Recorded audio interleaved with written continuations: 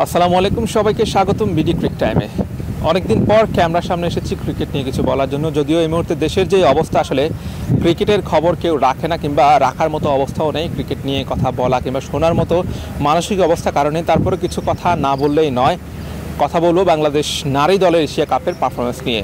ভারতের বিপক্ষে বাংলাদেশ 10 উইকেটের ব্যবধানে, বিশাল ব্যবধানে হেরে এশিয়া কাপ থেকে বিদায় নিয়েছে। কেমন ছিল এশিয়া কাপের পারফরমেন্স সেটাই বিশ্লেষণ করবো এখন। এশিয়া কাপে বাংলাদেশ মোট 4টা ম্যাচ খেলেছে, তার মধ্যে 2টা ম্যাচ জয়লাভ করেছে। প্রথম ম্যাচটা শ্রীলঙ্কার বিপক্ষে হেরেছে, পরবর্তী 2 ম্যাচ থাইল্যান্ড এবং মালয়েশিয়ার বিপক্ষে জিতেছে এবং একদম শেষ ম্যাচ যেটা সেমিফাইনাল ছিল সেই ম্যাচে ভারতের বিপক্ষে বড় ব্যবধানে হেরেছে। যদি বাংলাদেশ প্রথম ম্যাচটা জিততে পারতো শ্রীলঙ্কার বিপক্ষে, সেটা যদি গ্রুপ চ্যাম্পিয়ন হতে পারতো, তাহলে কিন্তু বাংলাদেশের প্রতিপক্ষ হতো শ্রীলঙ্কা, পাকিস্তান। সেক্ষেত্রে আসলে বাংলাদেশের এশিয়া কাপের ফাইনালে যাওয়ার সম্ভাবনা কিন্তু অনেক বেশি ছিল, বা পাকিস্তানের সাথে বাংলাদেশ ভালো করতো। কিন্তু আসলে ভারতের সাথে সেই অর্থে কোনো প্রতিদ্বন্দ্বিতাই করতে পারেনি। এটা আসলে খুব অবাক হওয়ার কিছু নেই, কারণ ভারতের যে স্ট্রং টিম, তাদের যে আসলে লাইন আপ, তাদের যে ব্যাটিং বোলিং লাইন আপ, সেই ক্ষেত্রে আসলে বাংলাদেশ এমন হারটা আসলে খুব অস্বাভাবিক কিছু না। এই টুর্নামেন্ট শুরু হওয়ার আগে প্রথমে আসলে সবার টার্গেট ছিল শ্রীলঙ্কার বিপক্ষে ম্যাচটা জেতা, কারণ আসলে মালয়েশিয়া এবং থাইল্যান্ড অপেক্ষাকৃত দুর্বল দল, তাদের বিপক্ষে জেতাটা সহজ হবে। শ্রীলঙ্কার বিপক্ষে জিততে পারলেই গ্রুপ চ্যাম্পিয়ন হবে, আর গ্রুপ চ্যাম্পিয়ন হলে বাংলাদেশ সেমিফাইনালে প্রতিপক্ষ হিসেবে পাকিস্তানকে পেত। কিন্তু সেটা আসলে বাংলাদেশ জিততে পারেনি। শ্রীলঙ্কার বিপক্ষে প্রথম ম্যাচটা প্রথমে ব্যাটিং করে 111 রান সংগ্রহ করে বাংলাদেশের নারীরা, কিন্তু জবাবে শ্রীলঙ্কা তারা 7 উইকেটের ব্যবধানে সেই ম্যাচটা জিতে যায়। পরবর্তী 2টা ম্যাচ অবশ্য বাংলাদেশ ভালো খেলেছিল, থাইল্যান্ডের বিপক্ষে এবং মালয়েশিয়ার বিপক্ষে।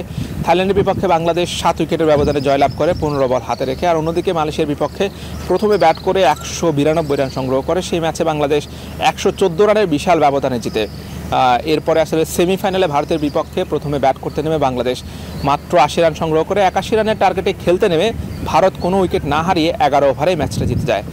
বাংলাদেশের পক্ষে নিগার সুলতানা যদি 51 বলে 32 রান করেছেন, আর অন্য কোনো ব্যাটারে আসলে 2 অঙ্কের ঘরে ওভাবে পৌঁছাতে পারেননি বা কেউ ভালো করতে পারেননি। আর ভারতের বিপক্ষে আসলে তাদের যে ওপেনিং জুটি স্মৃতি মান্দানা এবং শেফালি ভার্মা, তারাই আসলে ম্যাচটা জিতিয়ে দিয়েছে। যদিও ভারত আসলে সব দিক থেকে অনেক বেশি স্ট্রং, বা ভারতের নারী ক্রিকেটারে আসলে পুরুষ ক্রিকেটদের মতো আসলে বিনিয়োগটা অনেক বেশি, সেক্ষেত্রে আসলে তাদের এমন পারফরমেন্স আসলে খুব বেশি অবাক হওয়ার কিছু নেই। তবে একটা বিষয় লক্ষণীয়, সেটি হচ্ছে যে বাংলাদেশের পুরুষ দলের টপ অর্ডার যেমন দুর্বল, ঠিক একইভাবে নারীদের টপ অর্ডারও একই অবস্থা।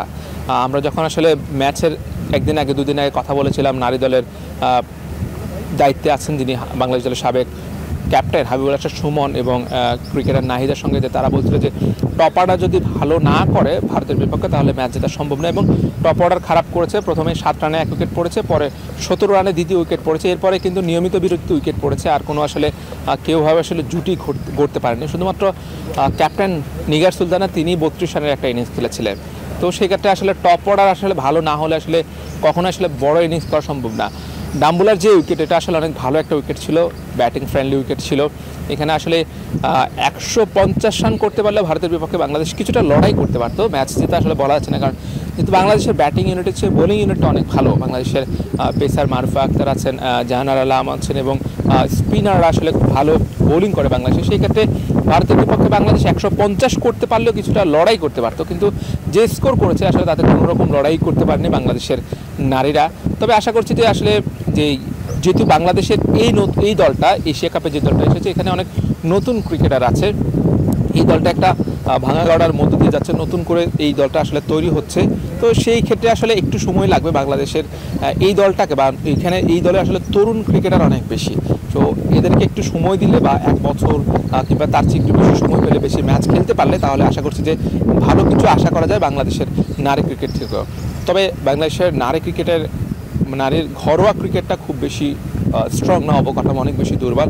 যত বেশি আসলে বাইরের কান্ট্রিতে ম্যাচ খেলা যাবে, যত বেশি ম্যাচ খেলার সুযোগ পাবে নারীরা, তত বেশি আসলে ইমপ্রুভ হবে। সেটা কিন্তু হচ্ছে এখন, কিন্তু বাংলাদেশের নারীদের আসলে সক্ষমতা কিন্তু আসলে একটু একটু করে বাড়ছে। আসলে ম্যাচ আসলে হাফ সেঞ্চুরি করা সেই সামর্থ্য কিন্তু আস্তে আস্তে গ্রো হচ্ছে, এবং বোলারদেরও এনার্জি গ্রো হচ্ছে। তো সেই দিক থেকে আসলে এশিয়া কাপে ব্যর্থ হলেও হতাশ হওয়ার কিছু নেই। আশা করছি বাংলাদেশ এই দলটা, যে তরুণদের নিয়ে এই গঠিত দলটা, এই দলটা আসলে বেশ কিছুদিন আসলে তারা যদি দলকে সার্ভিস দিতে পারে, তবে একসময় আসলে তারা পরিণত হলে ভালো কিছুই আসলে তাদের কাছ থেকে পাওয়া যাবে, এই আশাটুকু তো করা যায়। তবে নারীদের বিপিএল নিয়ে উদ্যোগ গ্রহণ করা হচ্ছে, বা এই বিপিএলটা হবে। যদি বিপিএলটা হয়, তাহলে নারীদের টি-20 ক্রিকেটটা আরও অনেক বেশি এগিয়ে যাবে, কারণ বিপিএলে আসলে যখন ইন্টারন্যাশনাল ক্রিকেটাররা আসবে অন্যান্য দেশে, তাদের সঙ্গে যখন তারা খেলবে, তাদের আসলে মানসিকতা ওভাবেই তৈরি হবে, তাদের আসলে লড়াই করার যে মানসিকতা সেটা তৈরি হবে।